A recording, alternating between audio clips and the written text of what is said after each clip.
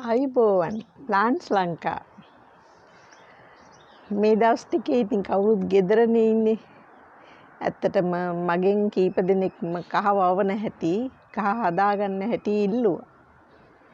ඉතින් මම හිතන් හිටියේ වත්තට ගිහිල්ලා ලස්සනට කහ කොහොමද පස්සනා ගන්නේ පස් මේව කරගන්නේ කියලා ඔක්කොම කියලා දෙන්න. ඒ වුණාට එන්නම ලොක්ඩවුන් එක දිග්ගැස්සෙනවා. ඒක හොඳයි මරණ සංඛ්‍යාව අඩු වෙනවා කියන්නේ සෑහෙන ලොකු දෙයක්. හරි අපි දැන් පටන් ගමුකෝ. ගොඩාක් අය අද ඉල්ලලා තියුනේ. ඇත්තටම මම කහ ගැන වීඩියෝ දෙකක් කරලා තියෙනවා. ඕගොල්ලන්ට මතක ඇති. අර උලුක්කුවක් වුණාම පුංචි ළමයි අල්ලන්න දෙන්නේ නැති ඇඟිල්ල කොහොමද කිරි තෙල් අරගෙන ඒ කියන්නේ පොල් ගාලා හින්දලා අරගෙන කහ කුඩු ටිකක් දාලා අර මං මතක් කරන්නම් සින්දුව පොඩ්ඩකට ඕනනම් අංගලච්ච පොංගලච්ච අලියපස්ස එරිතලච්ච අංගලච්ච පොංගලච්ච අලියපස්ස එරිතලච්ච අංගලච්ච පොංගලච්ච අලියපස්ස එරිතලච්ච ඒ අනුභවයෙන් පොඩා පො එහෙම කියනකොට හැම පදයකට මේක කියන්න ඕනේ. මම වීඩියෝ එක දික් වෙන හන්ද කිව්වේ නැත්තේ අර පොඩි ළමෙක්ගේ උලුක්කුවක් ඇති වෙලා තියෙන තැන එයාට hina වෙන අතරෙම මොකද කරන්නේ අදින්න පුළුවන් අර තෙල් ටික ගාලා. ඔයගොල්ලන් කවුරුත් දන්නවනේ කහ. මට වත්තට යන්න විදියක් නැහැ. මම මේ ගෙදරින් උගුල්ල ගත්ත ගහ ටිකක් වේලෙන්නත් ගිහිල්ලා හවසනේ වීඩියෝ එක කරන්න උනේ. උදේ වැස්ස වගේ තිබුණා. ඉතින් මේකේ තියෙන මේ යලේ තමයි අපි හිටෙව්වහම අන්තිමේදී මැරලා යන්නේ.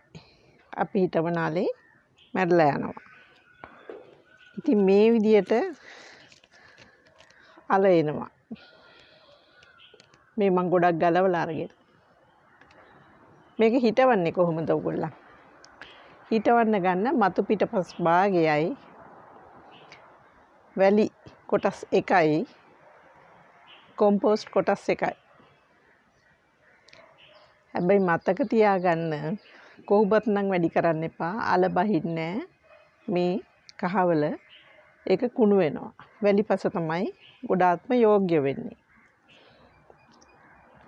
ඉතින් බඳුන් වලට එහෙම මිශ්‍ර කරලා කහ කෑලි අපි හිටවන්නේ මේ ඇඟිලි වගේ ඒවා කඩලා මේ අත උඩ අතට. පේනවනේ මේවා කඩලා අරගෙන ඒ බඳුන් වල උඩ අතට හිටවන්න. අපිට ඕගොල්ලන් බඳුනක් නෙවෙයි පාවිච්චි කරන්න ඕගොල්ලන්ට ඕන උනේ පාත්තියක් කියලා. අපි හිතමු අඩි 3යි අඩි 6ක පාත්තියක් හැදුවා කියලා. ඒ පාත්තිය හදනකොට පාත්තිය වටෙන් කාණුවක් කපන්න වටේටම වතුර බැහැගෙන යන්න. වතුර හිටියොත් මේක නරක් වෙනවා. ඊට පස්සේ මැද උස් කරලා එතෙන්දී වැලිපස නම් කොහොබත් ටික කලවම් කරලා කමක් නැහැ. නැත්තම් තෙතමනේ වැඩි නම් වැලි කලවම් කරලා පාත්තිය හදාගෙන ඊට පස්සේ අඩියක් ඇතින් ඇඟිල්ලෙන් හරගෙන යන්නත් පුළුවන්. මේ දැන් පස් පුරවල බුරුල් වෙලානේ තියෙන්නේ. ඒ කහ කෑලි තියලා වවා ගන්න. ඇත්තටම කහ වැවෙන්නේ ජනවාරි ඉඳලා ජූලි වෙනකම්. දැනුත් වවන්න පුළුවන්. සාර්ථක අස්වැන්නක් ඕගොල්ලන්ට බලා ගන්න පුළුවන්. දැන් කහ වවන හැටි ඕගොල්ලන් ඉගෙන ගත්තානේ. තවත් ක්‍රමයක් තියෙනවා නම් අපිට මේ ලේසියෙන් කරගන්න පුළුවන් දෙයක් තමයි පෝච්චියකුත් නැත්තම් ඔය හාල් එහෙම ගේන පොහොර ගේන බෑග් තියෙන්නේ. ඒ බෑග් එකක 3 කාලක් විතර කටට අර මං කිව්ව මිශ්‍රණය පුරවලා හරස් අතර තියලා තැන් තැන් වලින් පැල්ම වල් ඇති කරලා මේ කහ කෑලියෙන් දාන්න. ඒකත් හරි ලේසි. මං හිතන්නේ ඕගොල්ලන් කහ හිටවන හැටි ක්‍රම කීපයකට ඕනටත් වඩා ඉගෙන ගත්තා. ඉතින් දැන් අනිත් අය යන කොහොමද කහ ගෙදරදී හදාගන්නේ කියලා. ඇත්තටම මෙට්නිල් එලෝ එක්ක පාම් පිටි දාලා තමයි කහ ගොඩක් තැන්වල උකුණනවා කියලා කියන්නේ. මම දන්නේ නැහැ ඇත්තටම මම පරීක්ෂණ කරලා නැහැ. නමුත් ඉතින් එහෙම කතන්දරයක් තියෙනවා. ඇත්තටම සමහරක් වෙලාවට මටත් දැනලා තියෙනවා කහ ගෙනාවට අර කහ කියන සුවඳ එන්නේ නැහැ. එසෙන්ස් එකක් දාලාද කියන එක. පාට ලස්සන එන්නේ නැහැ. වෙනසක් තියෙනවා කෑම වල. කහ දාලා උයන කෑම නියම විදියට කහ ටික අඹරලා උයන කෑම වල තියෙන රහ මට එන්නේ නැති අවස්ථා මටත් දැනලා තියෙනවා. ඒක හන්දා තමයි මම මේ කහ ගැන වැඩිපුර සොයන්න ගත්තේ. මම කහ කෑලි වෙනම ගත්තා මෙහෙම. මේ තියෙන්නේ මව් වල. ඊට පස්සේ තියෙන්නේ මේ ඇඟිලි වල. මේවා තම්බනව නෙවෙයි. මේවා ස්ටීම් කරනවා. මේ ඔක්කොම ස්ටීම් කරන්නේ මොකද මව් වල ටිකක් තදයි. ඇඟිලි වල ඉච්චර තද නැති හන්දා දෙක වෙනම ස්ටීම් කරගන්න. ඒ ස්ටීම් කරනකොට ස්ටීම් වුණාද නැද්ද කියන එක බලා ගන්න පුළුවන් හරියටම. අපි මෙහෙම කඩලා බලනකොට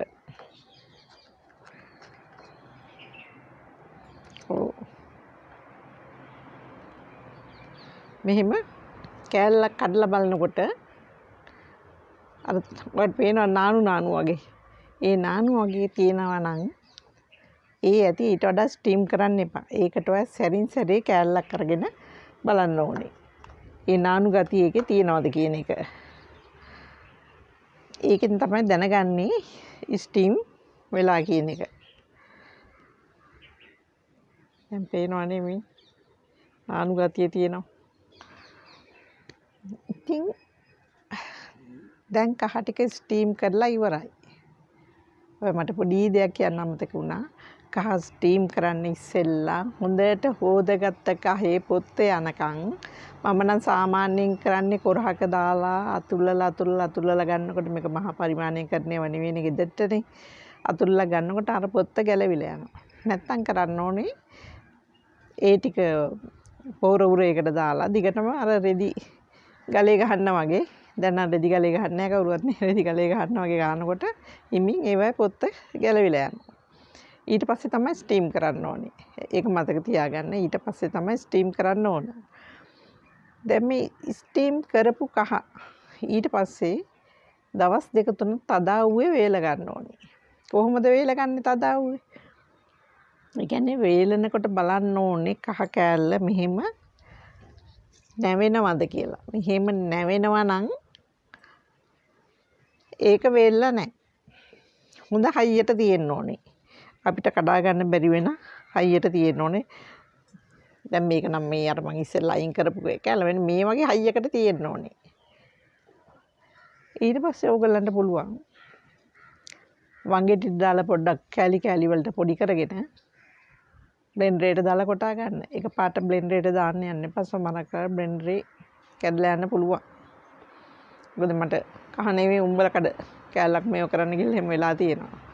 ඒක අන්ද හොඳම දේ ඒක ගලේ තියලා පොඩ්ඩක් තල්ලා කුඩු කරලා ගන්න. නැත්නම් මේ වගේ තියලා ගන්න. ඊට පස්සේ බ්ලෙන්ඩරේට දාලා සියුම්ව කුඩු කරගන්න. කහ අතින් ඇල්ලුවාම දැනෙනවා කහ කුඩුයි.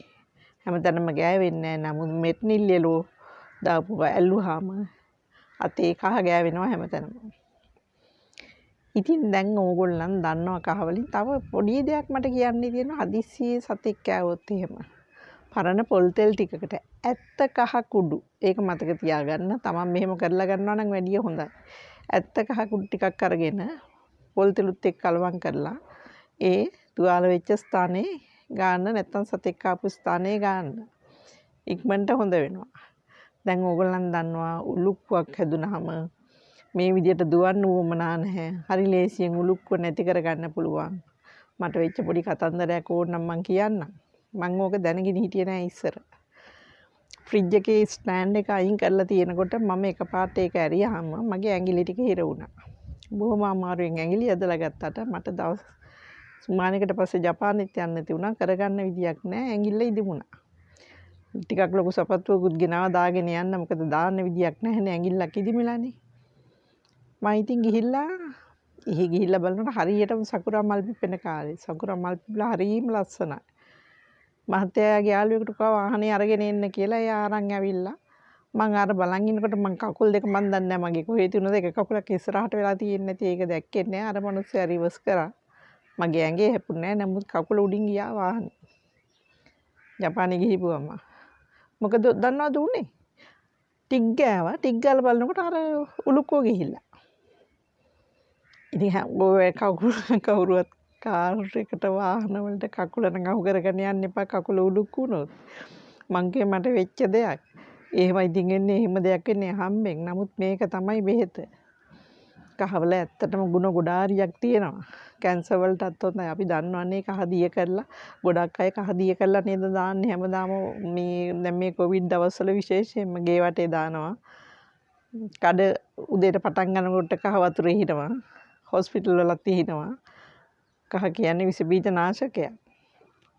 ඉතින් මං හිතන මං දිග වීඩියෝවක් කරා කහ ගැන. ඔයගොල්ලන්ට මං උගන්වන්නම් කහ උයන හැටිත්. කහ උයනවා කියන්නේ මෙහෙමයි.